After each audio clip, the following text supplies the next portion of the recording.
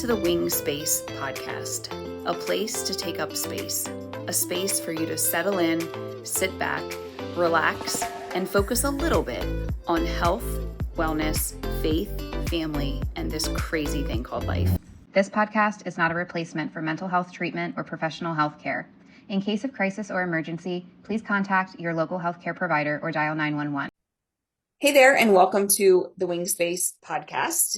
In today's episode, we are bringing Kristen Wilson, one of our therapists here at Hope and Healing, back on the podcast for some continued conversation about the importance of communication, this time in premarital relationships. So, Kristen, thanks so much for joining us again on the podcast. Thank you so much for having me. Previously, you had mentioned to our audience that you're a therapist here at Hope and Healing, and you have a real passion for working with couples. And we love that because not all of us have that same passion. We all have to have our niche. So we're glad to have you. And you have recently taken an interest in and some training in doing some premarital counseling. Yes. And so tell us a little bit about the premarital framework that you are using with couples for before they get married.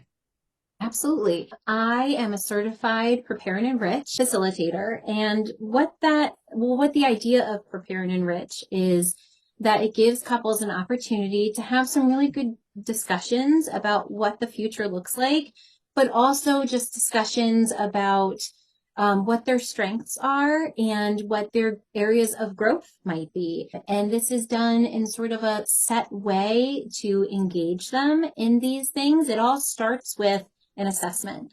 So each individual takes an assessment independently, and they answer a list of questions that range in everything from like communication and conflict resolution and family and friends and just very kind of like broad items. And then it gives you a report on where you guys have strengths naturally. Some areas that might be areas of growth, right? Topics to further explore and discuss.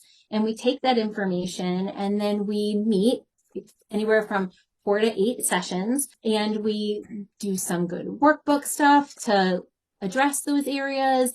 And overall, just have some really good and fun communication about next steps and all the joys that are coming in your life.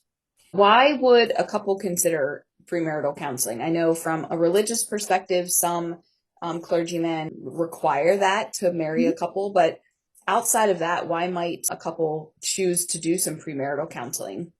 Yeah, premarital counseling, well, counseling in general, I like to say, but premarital counseling, I'll stick to speaking about that at this moment. It's not designed for you to say that we've been having this challenge and that's why we need to seek counseling. I mean, certainly that's a great time to seek counseling as well. We're here for all of it. But this specific program is designed to say, let's have some good conversations. You guys are committing your lives to one another. That's big news, right? Like that's a very exciting thing. So let's talk about what that's going to look like for you guys, right? What fun does that include? What are your thoughts and feelings regarding finances and what your future might look like with that? How do you communicate? Both how do you communicate and how does your partner hear what you have to say, right? What activities do you like to do? How do you view downtime, the roles that you have in your relationships, navigating friends and family, right? When two people get married, there's a lot of family that comes along with that. Yeah. So it really is the idea of this is exciting.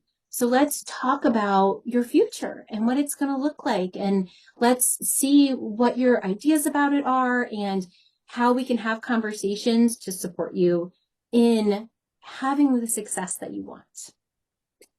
And if our listeners are hearing what you're saying in terms of the themes that are discussed, they might consider having those conversations with or without therapy, without counseling. But I think it's probably important to kind of put it out there that these are things that we probably all think that we talk about and prepare for, but we might not. And there could certainly be a conversation, down the road where somebody says, oh, I didn't know that that's how you felt. And then it causes a rift in the relationship. So being aware of those big things, expectations around holidays and family involvement in the relationship and religious preferences. Some of them feel like they're really big and you would talk about them anyway, but I imagine that some couples don't. Mm-hmm. And anybody who's seen me in any sort of therapeutic setting probably can quote me on, I say a lot, let's plan for success, right?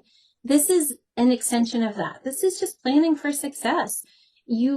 It's unlikely that you would feel like you would go on I'm going to minimize to make an example, but like, oh, let's go on a picnic and you bring nothing and expect it to be nice, right? No, you plan for success. Everybody does so much planning for success in their day-to-day lives. I just want to take that and apply it here as well. Let's plan for success. You're going to have these conversations at some point, right?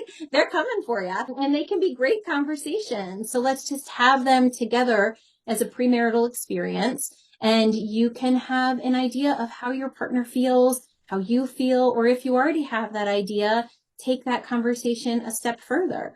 And that can be both through expressing things that you want to express to your partner that maybe you have or haven't or want to in a different way. But we also utilize a workbook which prompts some great discussions too. And it is strengths-based, which is big, right? I know we talk about how we want to change sometimes or areas we need to grow, but another huge part of this is looking at your strengths, right? Like you're going to come back and see things that really match for you guys as a couple as areas of strength. And maybe you didn't even realize it, right? And we can have a great conversation about like, go you guys. That's amazing. Kudos to you, because it is our strengths that will help us in the growth areas every time. Yeah. And I'm notorious for saying, you're not broken and you don't need to be fixed. So from an individual therapy perspective, people don't come to therapy just because they're quote broken. You come to get extra tools in your toolbox. When folks are already in committed relationships, married or not, they can come and get a tune-up. And so this premarital counseling I love the idea of preparing for success, because why not have all the tools that you need going into that marriage? At some point, you might need help sharpening those tools, but at least you have the tools that you need going into the marriage. Absolutely. And it's another opportunity to feel really connected with your partner. Love that.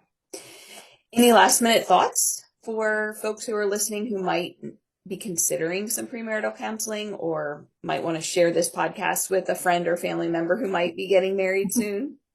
I always have a personal goal of engaging in any counseling experience to feel really approachable.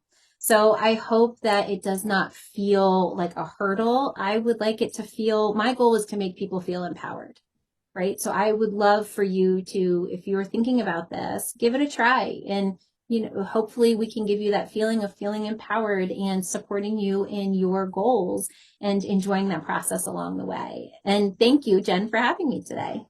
Absolutely. Thanks so much for joining me, Kristen. And listeners, if you have thoughts or ideas about premarital counseling, communication in general, feel free to message us on our DMs. Send me an email, jennifer@hopehealingtherapy.com. Thanks so much for listening and have a great day. For more information on Prepare and Enrich, visit hopehealingtherapy.com or call 301-690-8404 extension 0.